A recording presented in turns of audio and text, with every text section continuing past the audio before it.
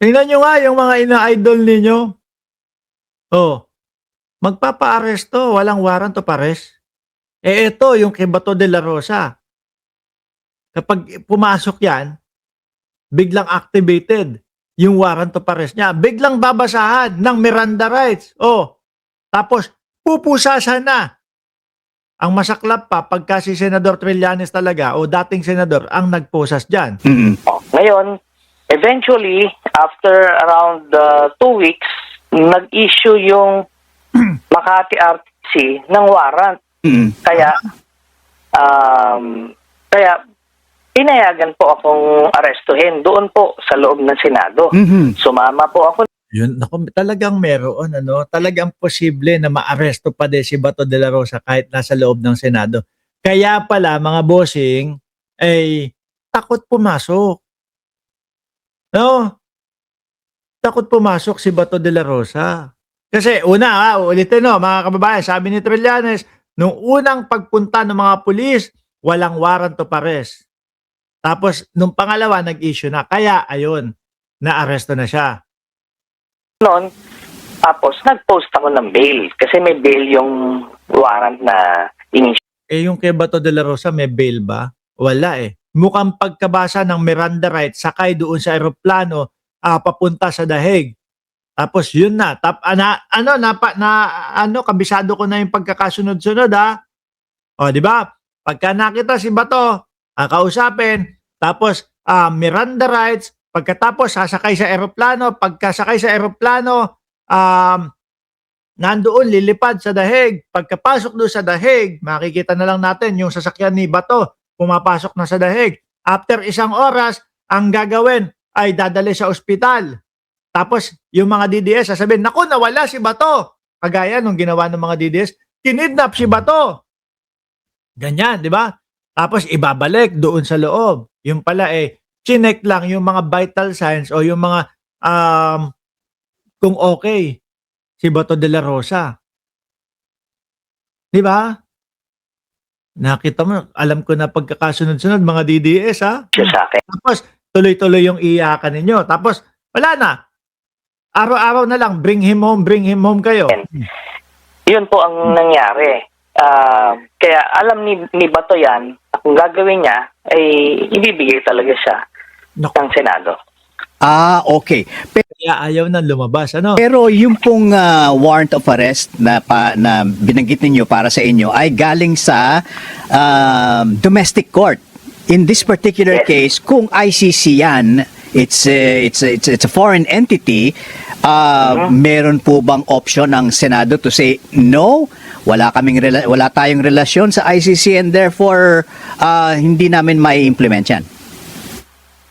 Pwede na po nilang i-insist yan. Pero yung public pressure na paakibat yan, masyado mabigat.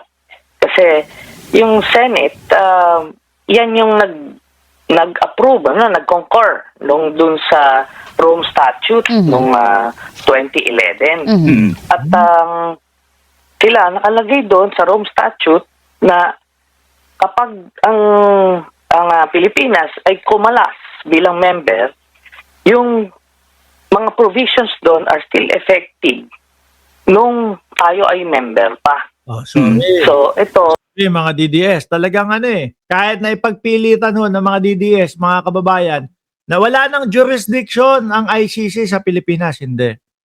Kasi ang mangyari dyan, mga boss, parang ganito lang yan, O kasi nalaman nung tao na iimbestigahan siya, kaya kumalas. Unfair naman yun. Diba? Kaya ito ay pinoprotektahan yung tipo bang kahit kayo'y kumalas na, basta naumpisahan na yung investigasyon sa loob ng ating pagsasamahan, pasok pa din yan. Yun ang yari si Duterte, pati sila Bato de la Rosa. Di ba? Lahat po itong krimen na ito ay ginawa nung member pa tayo at yun ang naging basihan nung warrant. Then we have a law, itong Republic Act 9851, yung International Humanitarian Law, na kung saan nakalagay doon sa jurisdiction, Section 17, na kung Kagaya ng case ni Digong, sabi ni Ma'am Neng Gigi, Merong iniimbestigahan ng International Tribunal ukol sa crimes against humanity, genocide at iba pa. Ang gobyerno ng Pilipinas may surrender or extradite itong taong ito. Ganun po ka-specific.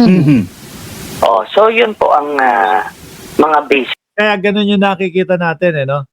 Yung sabi ko sa inyo, yung pagkakasunod-sunod na proseso.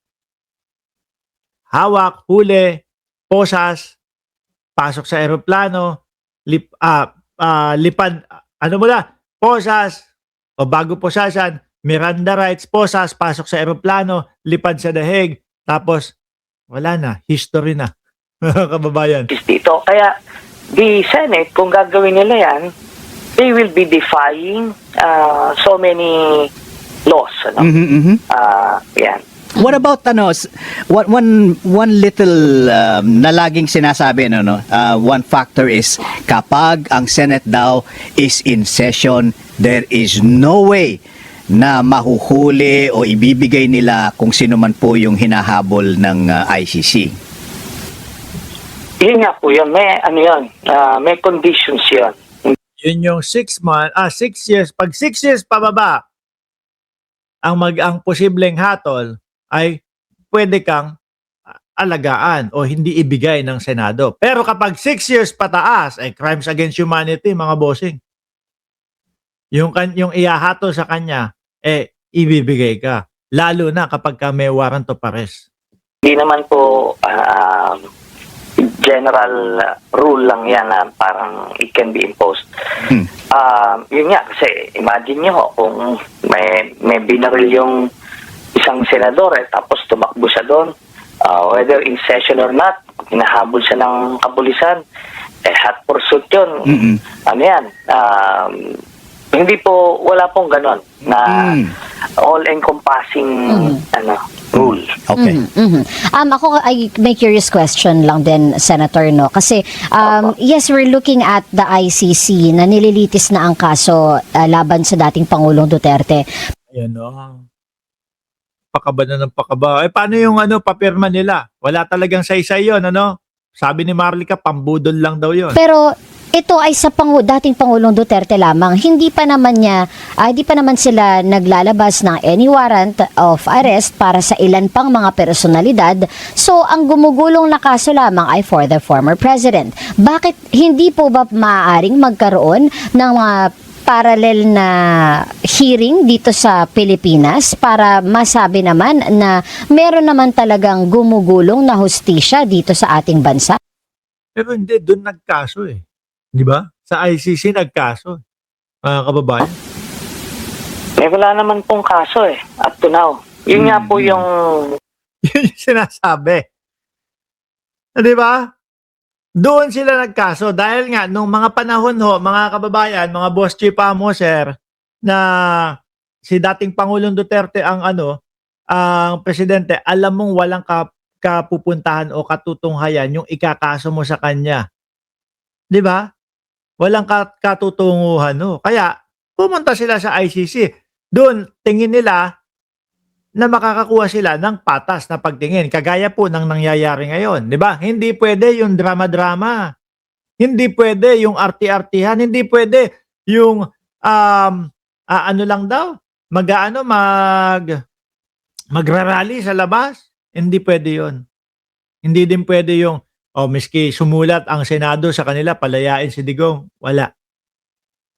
Hanggat hindi tapos ang kaso at kung saan dalhin ng ebidensya yung kaso, doon yung magiging hatol kay dating Pangulong Duterte. At kay Bato de la Rosa. complementarity rule na tinatawag. Na kailangan meron pong genuine and sincere investigation on itong mga crimes na ina-allege sa kanya dun sa ICC. Kaso simula ho nung 2016 hanggang ngayon, wala pong kaso. Ngayon hindi pwedeng pag tinanong, bakit hindi mo kasuhan? Ako po, hindi po ako party of interest. Anong ipa-file ko sa dito? Hindi, tsaka mas nakikita na ho nila na mas patas doon sa ICC 'Di ba? Dito, alam naman natin ang daming tagahanga o ang daming yung tipo bang political na kakampi ni Duterte. Diyan pa lang sa Senado 'Di ba? Alam niyo naman ang mga Pilipino maawain. Ay, nakakaawa. Nakakaawa, matanda na yan, ganito, ganyan, dapat palayain na lang o dapat pagbigyan na lang. Hindi pwede yun. Maawa tayo doon sa mga pamilyang nabiktima din ho, mga kababayan. Lalo na merong mga 3 taong gulang na nadamay doon sa labang kontra ipinagbabawal na gamot nila. 'Di ba? Merong bata, 17 anyos, kinabukasan, mag-e-exam. Sinasabi, wag na po, tama na po. Meron po akong exam o test bukas. Yun yung mga nakakaawa talaga. Sa local courts. Wala naman po akong access sa datos. Kasi ito, crimes against humanity, it should be widespread and systematic. Ang capacity lang po mag-file ng case na ganyan ay ang national government. O ngayon, yung national government naman, pag ginawa niya yan, Hindi naman nakikialam yung gobyerno natin 'Di ba? Niwala kayo doon. Ako kahit sumusuporta ako kay Pangulong Bongbong Marcos, ako naniniwala ako na may pitik ni Pangulong Bongbong Marcos siya. Sige na, dali nyo na yung matanda na yan doon. Magulo na yan, panggugulo na lang ang ginagawa niyan dito sa Pilipinas. Ang tanong dito, sino yung prosecutor na lilitis niyan at sino yung judge ang mag-i-issue ng warrant? Doon mo nga makikita na in this particular case, hindi nagpa-function yung ating justice system. So yan, sabi ni John Capacete, Boss Mark, hindi uubra ang neck brace sa ICC. Walang artihan ho doon. Rektahan lang po doon. No? Pag sinabing hearing tayo. Pag sinabing eto ang desisyon. Hindi kagaya sa Pilipinas. Nako, ang dami ho mga kababayan. Ang daming butas ho. At eto nga po yung talagang inaabuso ng mga mayayaman ho, mga kababayan sa ating bansa. Kaya kailangan talagang maayos lahat po yan.